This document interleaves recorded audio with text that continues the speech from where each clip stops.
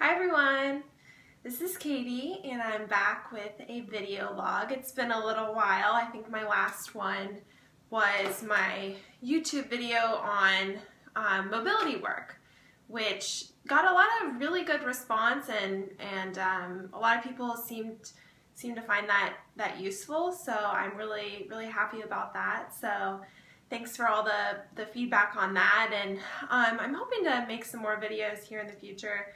Kind of about maybe my training a little bit more. I've just been pretty busy since getting back from my shows and getting all my, just focusing on my training and really taking care of my clients and focusing on my business right now.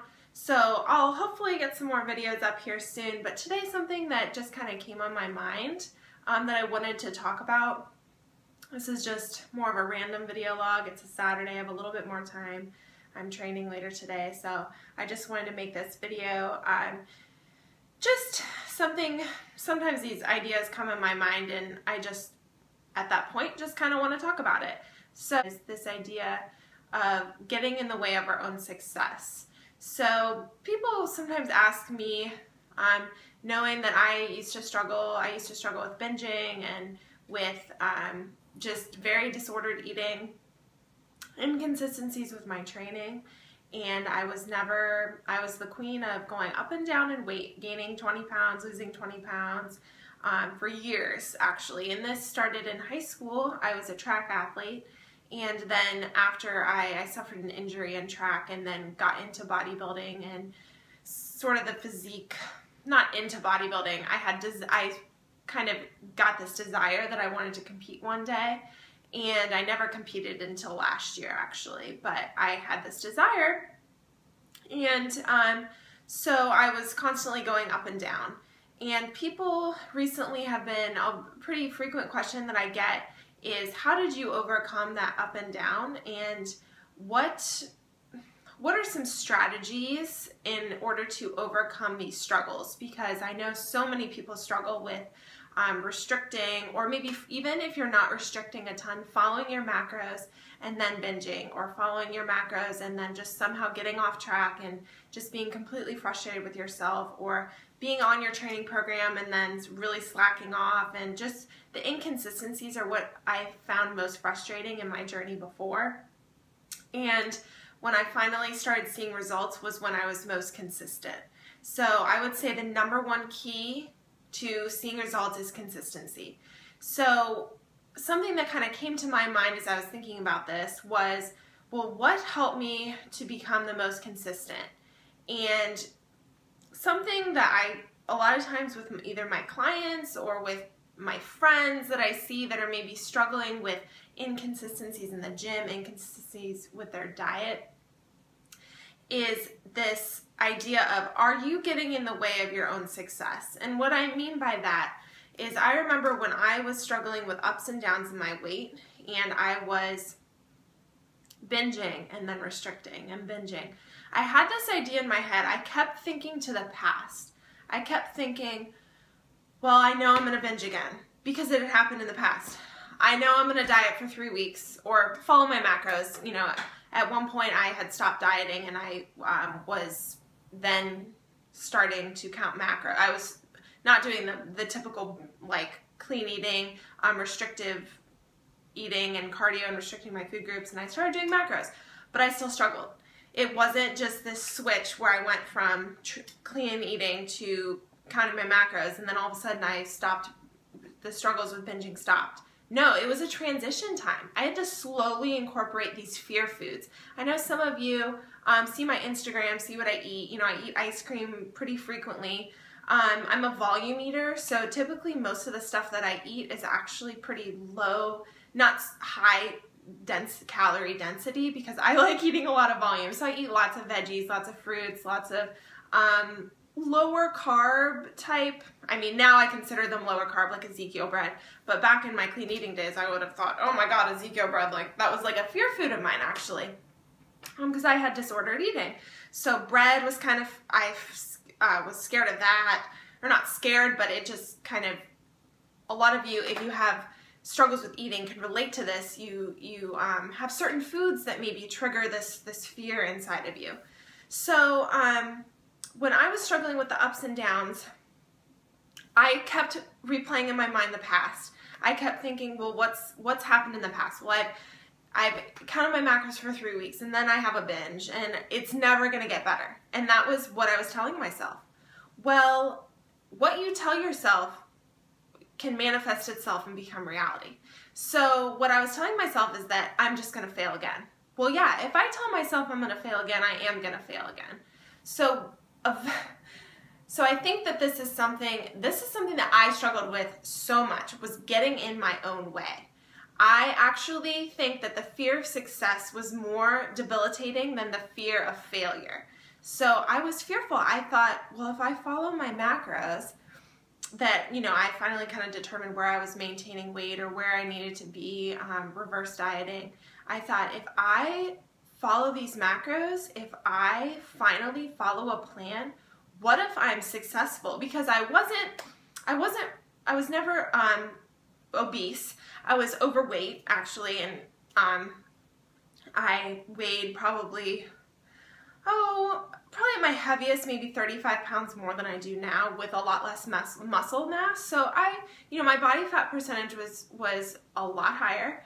I was struggling with binging, and so I was never obese, and I did see results. Even with inconsistencies, I saw results. I was able to put on muscle.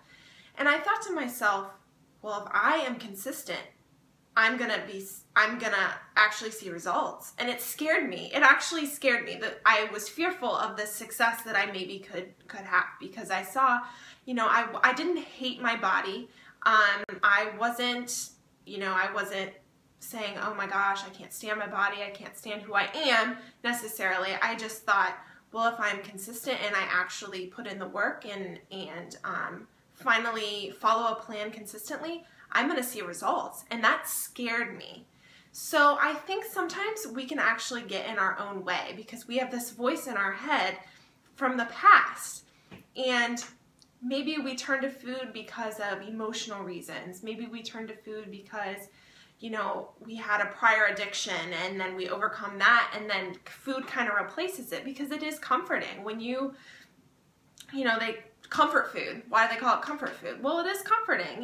When you're hungry and you eat, you feel better. When you're tired and you eat, you feel better.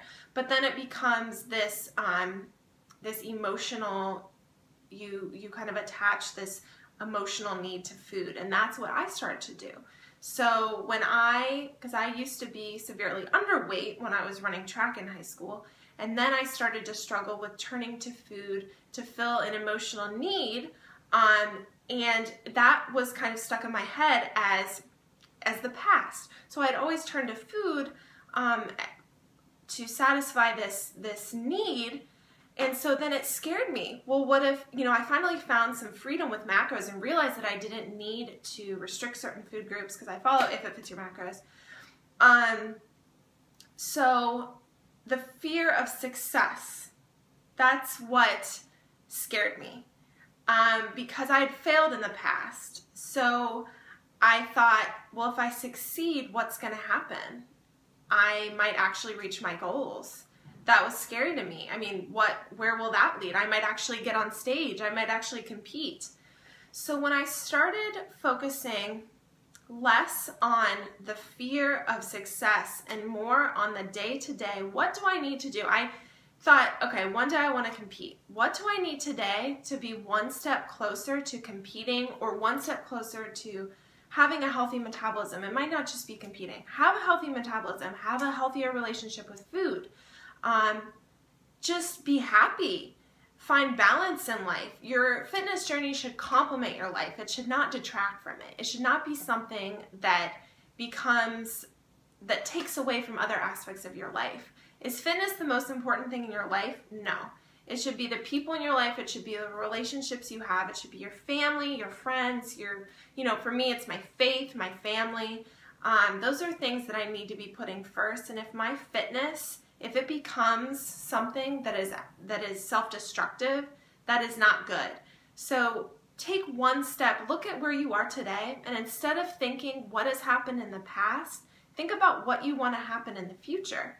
Well, if you want to step on stage, let's say, for example, if you want to have a healthier relationship with food, if you just want to build muscle and be healthy, which should be our number one goal, is to, you know, to be healthy, to be strong. At least for me, that's what I want. That's my number one focus.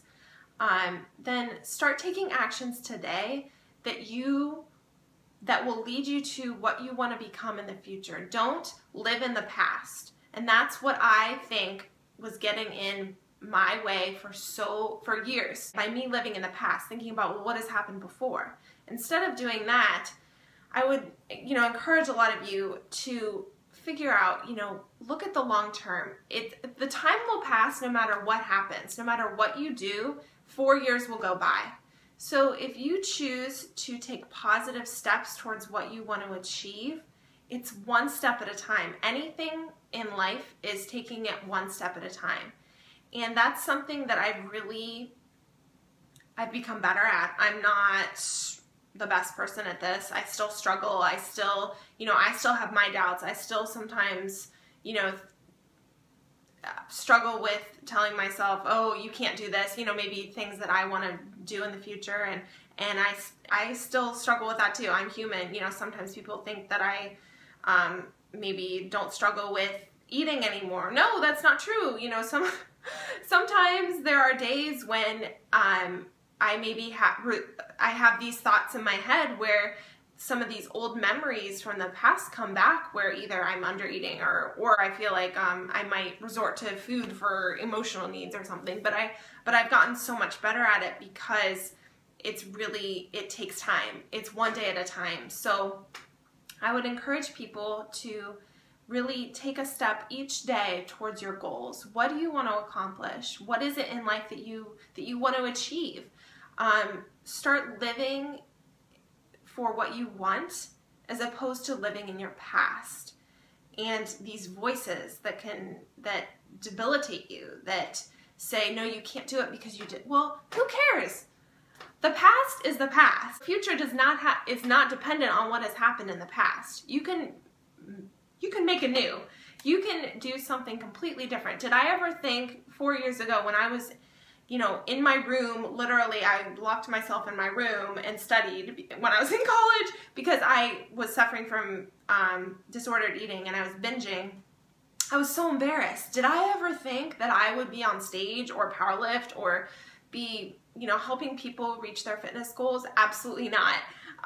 So you do not know what can happen in the future. Work towards your goals and your dreams, and you'll be surprised what you can do. I know for me, I was getting in my own way. I was living in the past. I was thinking, well, I'm always going to depend on food. I'm always going to, you know, go to it for this emotional need. No, it doesn't have to be that way. The past does not determine your future. So take a positive action each day and really work on consistency.